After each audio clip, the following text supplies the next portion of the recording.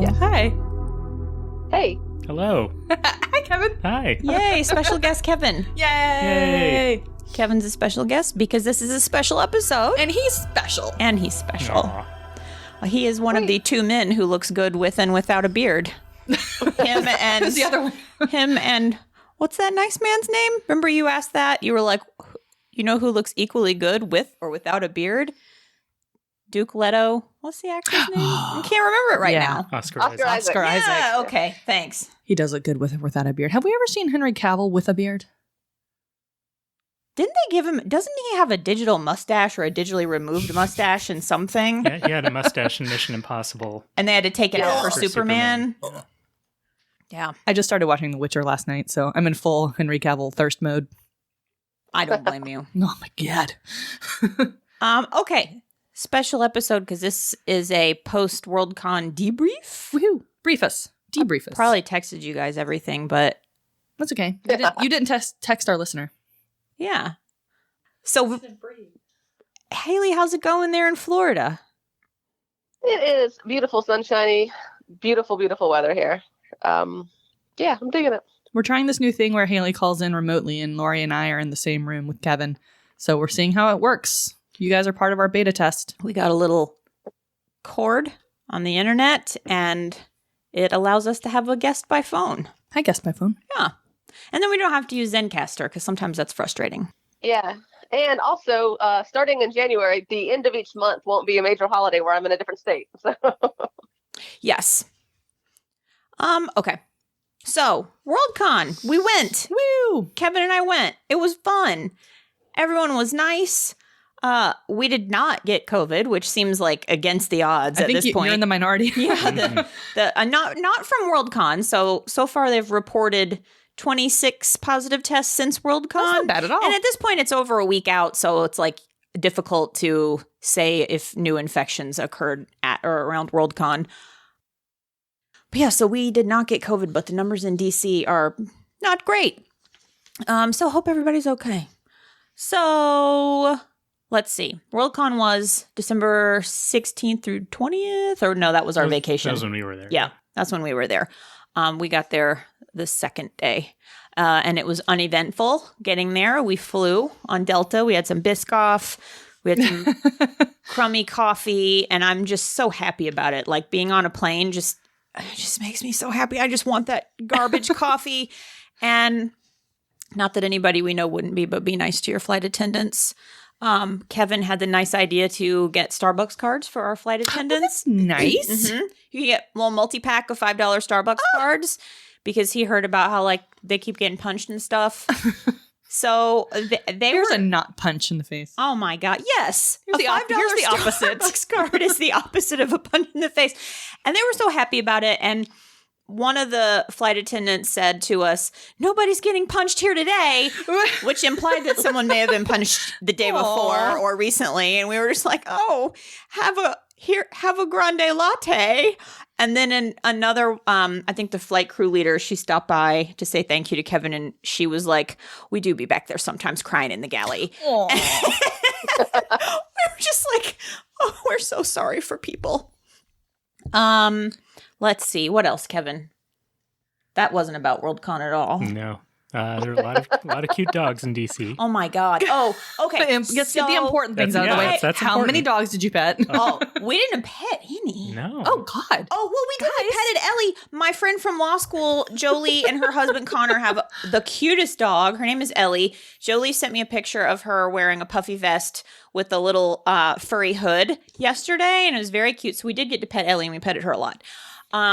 So a thing about the dogs is that I had planned to try to do like little bitty mini audio interviews and record them with my phone. Just ask people like, "How's it going? Are you having fun? La, la, la. It's nice to meet you." And then I got shy about it and I didn't. So all the audio that I have is of me and Kevin discussing the dogs and the horses and the potential ghost that was in our hotel room. Which we will insert here. Kevin, how are you enjoying the dogs here in our nation's capital? Oh, the dog situation is wonderful. So many different types of dogs. I think, tell me if you agree, I think that the dogs here in DC are more diverse than the dogs at home in Atlanta. I agree. The Atlanta dogs are more Atlanta brown dog pit mixes, and this is just a cavalcade of not even different purebreds, but different types of mixes. For example, we just saw a dog with a Shar-Pei's face, a fox's body, and really, really puffy pantaloons, also known as butt bangs. Well, I guess that's all for now on the Worldcon Dog Report. Quick Worldcon dog update. We just saw our second dog of the trip that was carrying a ball on a walk, which, as everyone knows, is the cutest thing that you ever might see. Also, I saw 4 horses this morning. So we saw lots of cute dogs, and on our walk between our hotel, because we weren't at the host hotel, and the walk between our hotel and the host hotel, we passed over what I later found out was the police horse barn. So it's too bad that those horses are cops, but they don't know that they're cops. So, but we would walk over this bridge every day, and there was this little corral full of nice horse friends down there. And so I was doing kind of a live tweet thing, and so I was like, this morning there are 4 horses outside. I just love this is some sort of Venn crossover of science fiction and horses for Lori. It was everything that I like. And Kevin. You got Kevin, sci-fi, horses, and dogs. Yes. In our nation's capital. So we met nice friends that we know from Twitter mostly. So we met Olav and Amanda from the unofficial Hugo Book Club blog. Hi. They were so nice and delightful. And we met Joe Sherry from Nerds of a Feather. Hi. More on Nerds of a Feather later. Dun, dun, dun. And we also met Juan San Miguel. And we met Sarah Elkins. Sarah. Yes. And so it was delightful and nice meeting all of them. And had I recorded little mini interviews, the question I wanted to ask Olav was, scale of 1 to 10, how alarmed were you when I knew who you were before you said who you were? Aw, did you scare him? I think I did. I'm so sorry. It's a well-known fact that Lori has face recognition software in her mind and can recognize people from a mile away. Well, from very tangential acquaintance. Well, and it... So I've never met... It's impressive. I've never met Olav, and he had a mask on, so it wasn't that. It was... I've heard him on Hugo's there on Seth's podcast before. So he saw us because we were decked out in our logo t-shirts, and he was like, oh, hi, you guys are from Hugo Girl. And I immediately recognized his voice because that's also a thing that I have. Got it. And I was like, oh, Olav. And his poor eyes communicated fear for just a moment. And then he was like, be nice. Be nice to this poor woman. Something's clearly wrong with her. And then we had a nice chat. And he and Amanda were doing photos for the finalists. Well, it was also funny because you said, I recognize your voice, but not where from. Yeah, that is also what I did. You're like, I know your voice, but I don't know who you are. Because he goes, I said, oh, Olav. And he was like, how'd you know? And I was like, oh, I recognize your voice. And then I just didn't say, because I've heard you on Seth's podcast. And I just recognize it. I was just like, yeah, hey. I think it should be okay for a podcaster to be recognized by their voice. Well, Olav's not a podcaster. But he's been on He's a podcast. been a guest on Seth's podcast. How many podcasts do you have to be on before you're a podcaster? Or do you have to be in charge of one? I don't know, but I mean, I'm just saying I'm sorry, and I wanted to follow up and ask about it, but at that point I was like, it's probably worse if I ask like the next day. I know. Let's talk about it on our podcast. That'll be less weird. When he cannot respond. So anyway, Olav, I'm sorry if I frightened you. And if she's doing it now again. And also, you're not the first person that I've frightened. You're re-victimizing Olav, and I don't know if I should. I don't know what to do now. Kevin, edit this out. No. No, it's fine. I'm sure he was charmed. Well, they still did have lunch with us there you go. On Saturday, I think. We're friends now. Yes. So we had a very good lunch with Olav and Amanda and Joe at the Afghan Grill. Ooh. Highlight was a menu item called boulani, and it was like a thin fried dough, which, you know, you have me at thin fried dough, stuffed with leeks. Oh. It was very good. Sounds delicious. It had delicious Turkish coffee and little tiny baklava that looked like bird nests almost. They were so cute. Ooh. It was really good. So we had a nice lunch there, and that was Saturday, I think. Yeah, that was the day of the awards. Yeah, that was Saturday. I think. I don't know. Doesn't matter. Kevin will edit that out. He'll say, no one cares what day it was. Delete. Make me sound so Ebenezer considerate. Scrooge. No one cares about what you people say. As I've said before, Kevin has the utmost concern for my feelings, except when he's editing the podcast. He's like, nope, no one cares. I think you need a little bit of a ruthless editor, though. Oh, I totally agree. We think we're great all the time. I totally agree. And actually, Olaf complimented Kevin on that. He was like, good editing is important. Thank you. Thank you for your service. Oh, and so Juan, oh my gosh, how nice is Juan? Hi, Juan. So I spotted Juan in the crowd. We've been asking Lori the entire time she was there. Haley and I were any Juan sightings yet? Have you seen Juan? Where's Juan? Well, he was volunteering. It was So It was Juan Watch 2020. yeah, so on Juan Watch, I eventually spotted him because he was sporting his Hugo Girl mask, Hey, Juan. handmade by yours Oh. truly. And so I went up to him and awkwardly hovered until he finished his conversation. And then I was like, hi, Juan. And he was so gracious and nice. And then we made plans to meet up for dinner. So we went out for dinner at a wonderful, delicious Indian place. And I've been thinking about the food that I ate there every day since. It was Non-Wise. And that's the name of it. Oh, I was about to say, you ate unwise food? No, the name of it was Non-Wise.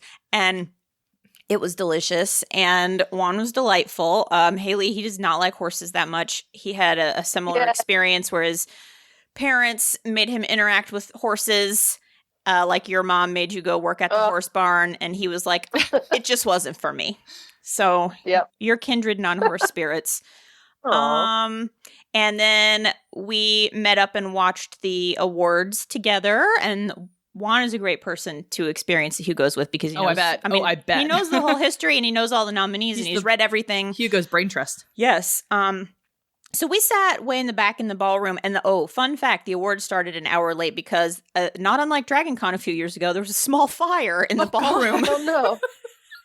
So they had to put out the fire and clean up a bit and make sure there wouldn't be another fire.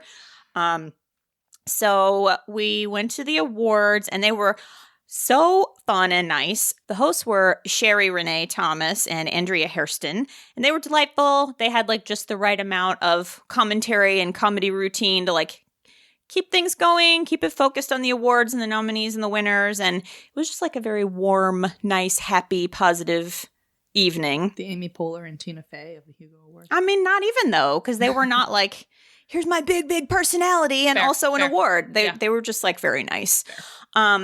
One thing I'll say to just like put it out there and then I'll step away from it is there was the controversy, which we've chatted about the sponsors for the awards, which were Raytheon and Google. And like people are kind of grumpy about Google. Normally the awards don't have sponsors from what I understand. And so it was, I think, surprising to people that there were sponsors for the awards themselves rather than the convention.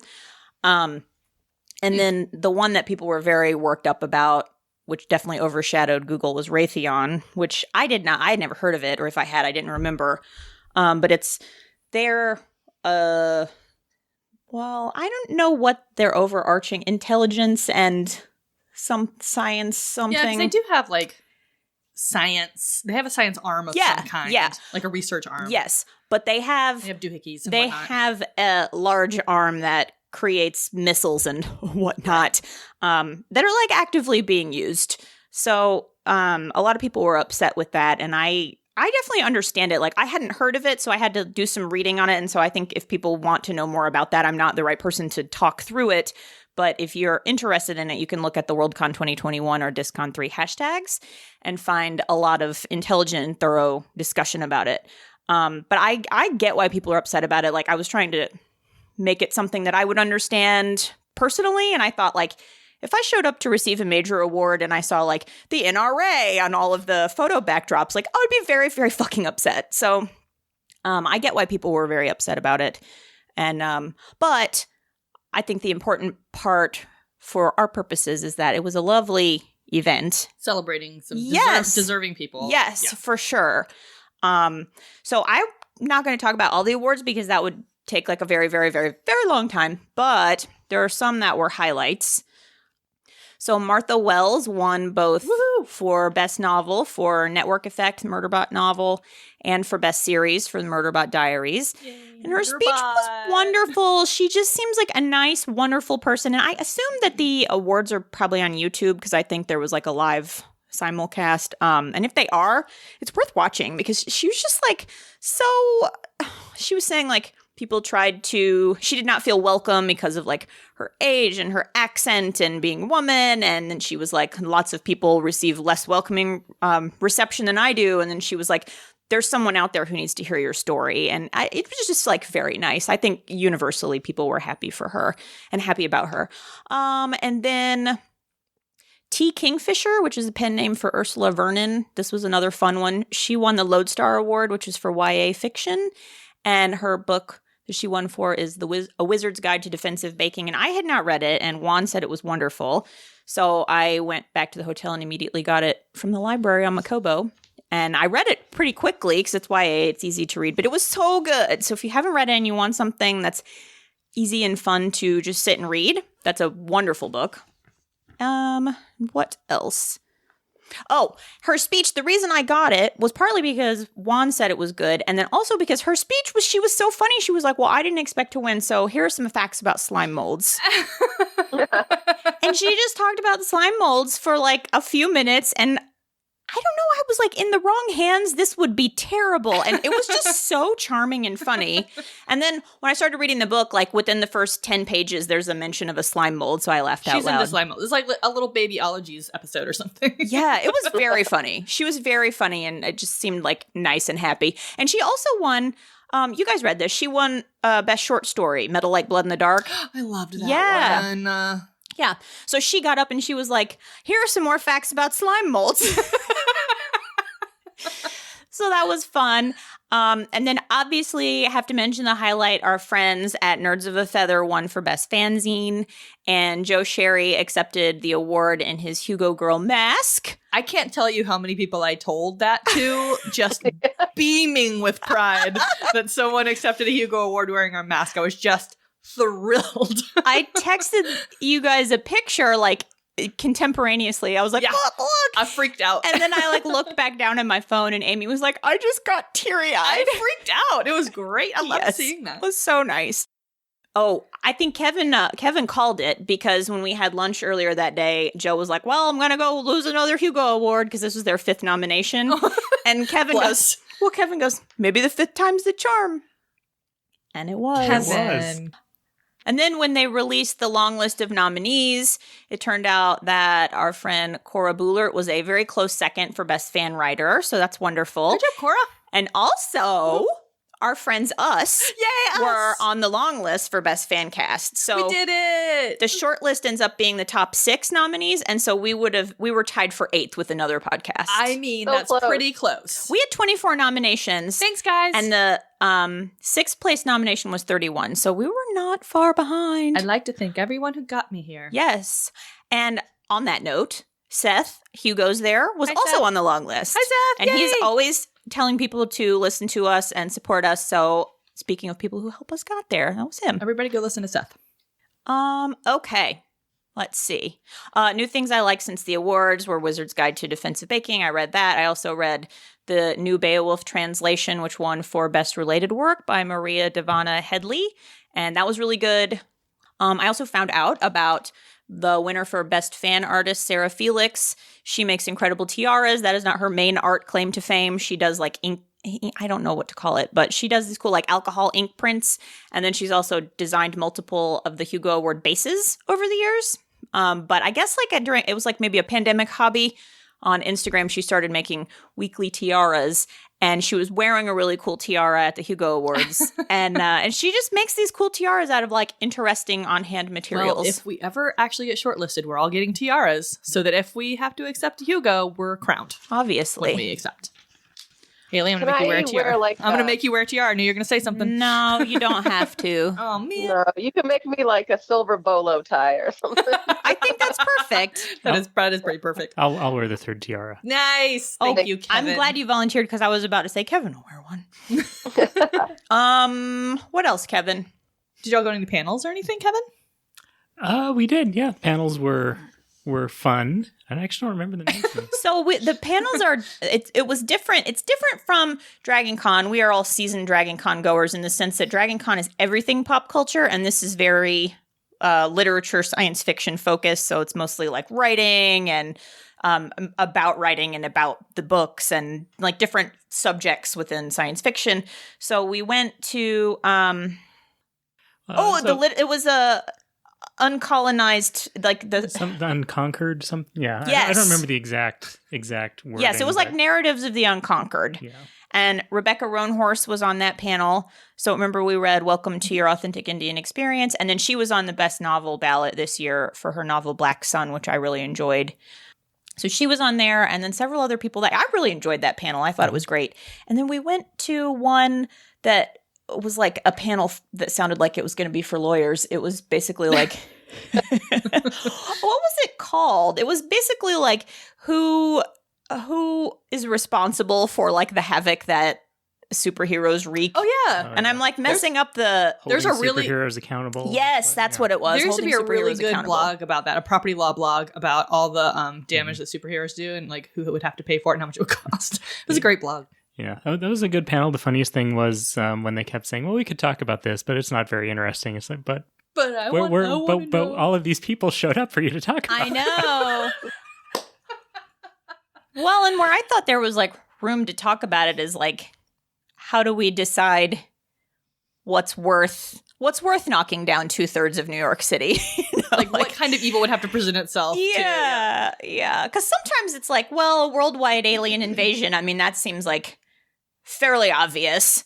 That maybe that's worth knocking down the Empire State Building, but like, there's always going to be someone in those buildings, you know? Yes. So grappling with that, I think, is interesting, but I think they were sort of thinking of it in terms of like permits and insurance claims, and that it's true that would not be interesting. I guess you never really think about it because like in the Marvel movies and stuff, I think they sort of present these tall buildings as if they are just blocks to knock down. Yeah. But 100% there's people in there. Of course. There's and usually it's going to be like the people, it's not usually going to be the CEO, right? Like he got out on his private elevator. Right. It's usually the cleaning person who had their headphones in and didn't hear people saying, "Get out, get out." What movie was that where they were actually grappling with all the damage that was done by the like Marvel heroes maybe? There was a movie that I can't, Kevin, what was it with Will Smith? Oh, it was not Hitch. Oh, it was Hitch. No, it was not Hitch. It was Will Smith and Charlize Theron. Yeah. What was that one? I can't remember, but everyone was mad at him because yeah, not Hitch. Haley's so joyful. Hitch is definitely the one where we got that little round guy hooked up with Eva Longoria or something. Yes. Right? Yeah. It was Eva Mendes. It was another like one word title, yeah, like a name or something. It was I thought Hitch too. So thank you, Kevin. I'm gonna look it up. What, Haley? I think it's Pitch, right? Pitch? Hitch and Pitch. Yeah. No. Oh, it can't be. Kodo and Poto. Knuckles and Chuckles. Not Hancock, right? Yes, Hancock. That's it. Yeah. Yeah. Yes, that's what I meant. Yes. Pitch. Pitch. Hancock. I feel like because it's on the phone, I feel like I'm already listening to the podcast, which is interesting. Hancock. Okay, so go ahead. Oh yeah, I was just gonna say I at Dragon Con I think we tend to avoid more of the fan panel things because a lot of those are hit or miss. Well, a lot of them are literally just fans like, what do you think is going to happen next season on Doctor Who? Oh, I don't know. What do you think? And I can only take so much of that. I can see why that was cool, like back before internet community. Like it's basically what happens on the internet now, but in person.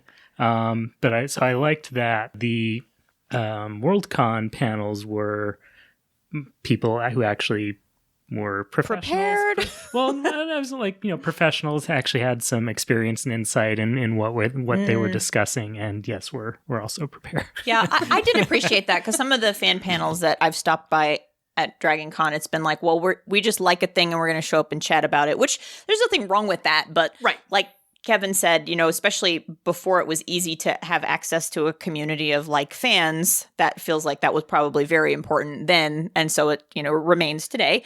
But I like to listen to despite what I'm doing right now, my preference is to hear sort of a pre-planned or at least outlined, prepared discussion. Sure. I mean, sometimes at Dragon Con, for various reasons, they are literally grabbing panelists out of the audience.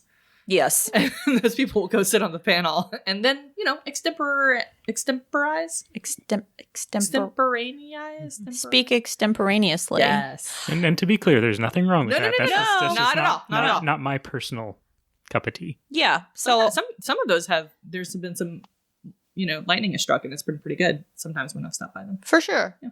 And so another one that we went to, because Olav was on it, was is science fiction too big for meaningful Hugos? So it was just sort of talking through like, what do these awards mean and who are they for? And who are they potentially shutting out? Are they perpetuating a cycle of shutting out specific populations? So that was an interesting discussion. And Olav, always a nice supporter of ours, shouted out our podcast. And he was saying that he thinks the Hugos are important. And he said, for example, you don't have podcasts doing a read-through book by book of winners of other awards. And he mentioned us and Hugos there. So that was nice. Another time I was awkward was before that panel started, we had made lunch plans over Twitter with Joe. And then Kevin and I were seated. And Joe came in. I did not recognize him. Okay. I haven't seen him, so I didn't recognize him. But I heard him introduce himself to someone. I just heard it. It's not my fault. And I said to Kevin, I was like, oh, we're having lunch with him in an hour. And I was like, should I go say hello? And Kevin was like, I don't know. And I was like, is it weirder if I don't? Or is it weirder if I run up and interrupt and I'm like, hello, we're having lunch in an hour? Kevin, you have to be her handler sometimes. I Tell her yes, it'd be awkward. Well, what's the right answer, though? In that moment, I probably would have said hi. But I was sitting I like would halfway wait. back in the room. Okay, so we have a split vote. Did he see you?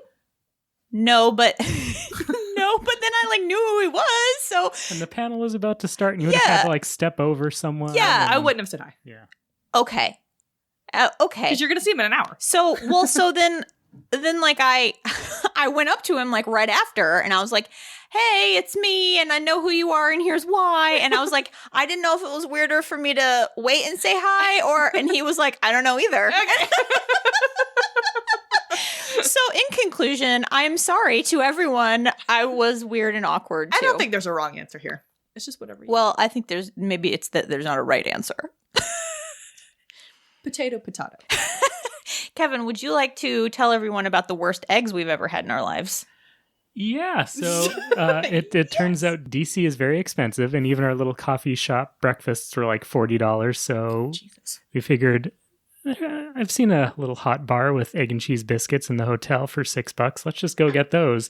Yeah, that was a bad idea. I just watched the horror redawn on his face as he was thinking about the eggs. Yeah, well, because they're like the little McDonald's style Egg puck. but they'd been sitting in a steam tray for God knows how long. So when I first bit into it, I thought someone had left the plastic on it because I could not bite through this layer on top of it. When he pulled it out, I was like, oh no, honey, that's just some plastic wrap. They left some plastic wrap in there. And he was like, mm-mm. And realized it was not plastic when I kept trying to eat it. And it was... It might have been a rubber egg. It might not have been actual egg pie. Did you pick up the decorations? I might have. The yeah. best way to check and see if what you have is food or a foreign object is to, as we all know, keep chewing. Keep doing it. Keep eating it. But then mine was the same. So it wasn't a fluke, I don't think. Sorry that happened to you guys. They looked like, when I opened up the biscuit, they looked like play school, play kitchen eggs. But it sounds like y'all had good food otherwise. Yeah. Otherwise, Good. Yes. Fortunately, I also got an emergency Danish just in case the biscuit wasn't good. So I A purse Danish. Yeah. I think that's everything I have to report. It's really fun, guys. It was really fun. It's going to be a while before there's another one we can go to. Well, I would love to go again. Next year is Chicago. I thought it was in China. Oh, no, that's 2023. Oh, okay. Despite our last minute votes, we voted in site selection with 15 minutes down to the wire. Kevin had a cocktail or two, and he was like, I must fight for for my people. my more or homeland. less hometown. Yeah. And we had to pay $100 to vote Each? No, Oh. total. It was $50 each, which was like fine, but also like just enough for me to be like, "Arr," and Kevin was like, I'm paying. Yeah, well, because, just before that, someone had said, oh, Chengdu already has like 1,000 votes over, like Winnipeg's never going to get it. So I thought, oh, well, what's the point of even voting? Until, it had a couple cocktails and we were in the dealer's room and they made the It's like, by gum. voting will close in 15 minutes announcement. I was like, well, we got to get over there. Well, it's never going to win if nobody votes. So you might as well go do your part. Kevin was like, I'm grabbing my wife and we're going to the polls. They gave us some Smarties. We got to vote. Did you wear I voted masks after that? In fact, we wore I voted badge ribbons. Ah. And that said Winnipeg 23 and had a little moose on them. Aw. There's also some drama with site selection, which I'm just not sure, gonna. I'm but sure there is. There's plenty of stuff to read about it. It didn't look great. But the end result is that Chengdu won because they had the most votes, and that is how voting works. Right. And so next year we'll be in Chicago, but unfortunately it's exactly the weekend of DragonCon. It's Labor Day weekend. Nope.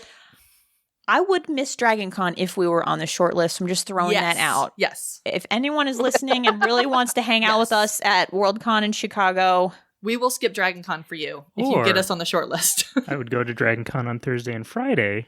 and then fly early on Saturday. Yeah, I would consider doing that too. I mean, if we're I mean, Thursdays. If we were on the short list, yes. If we're not on the short list, I'm going to DragonCon, guys. Okay. Yeah. And then, so it will be in Chengdu in 2024, which is definitely not accessible. What if we get shortlisted in 2024? I would be appearing by Zoom. Listen, I was looking at plane tickets, and it's like $15,000 to fly there. But the world will be different by 2023, right? Oh, yeah, I'm sure it'll be great. I'm sure it'll be great. There will be no persecution. There will be no pandemic. It's going to be fine. Everything will be fine. Everything's going to be fine. Mm-hmm. Figure it all out next year. Yeah, exactly. We'll cross that bridge when we're on the short list. The world's a 2022 problem. We're going to fix it in 2022. Mm-hmm. Mm-hmm. So that was Worldcon. Yay! Yay! All right. This has been a very special episode of Hugo Girl. Bye. Bye.